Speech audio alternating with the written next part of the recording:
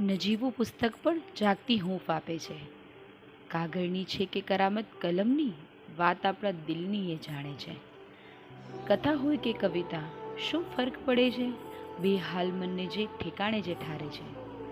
શબ્દોથી આજે સારવાર પણ દર્દીઓની થાય છે. સાયકેટ્રિસ્ટ આજે સાબિત કરાવે છે કે દુઃખ, દર્દ, બીમારી ગમે એટલી ઊંડી હોય, પણ શબ્દોની હૂંફ જ મન અને હૃદયને જગાડવામાં જોર પૂરું પાડે છે. આ છે એક પુસ્તકની તાકાત. તો વિચારો, આ કોરા સફેદ કાગળમાં લાગણી, દર્દ, દવા, હૂંફ, વાત્સલ્ય, સમજણ, સ્નેહ જેવું ઘણું બધું શણગારનાર શબ્દોના કલાકારનું મન કેટલું અદ્ભુત અને સર્જનાત્મક હશે. આપણે દરરોજ 5 મિનિટ પણ પુસ્તક સાથે વિતાવશું તો શબ્દો અને વિચારોને પોષણ મળશે. આપ સૌને વિશ્વ પુસ્તક દિવસની ખૂબ ખૂબ શુભેચ્છાઓ. ધન્યવાદ.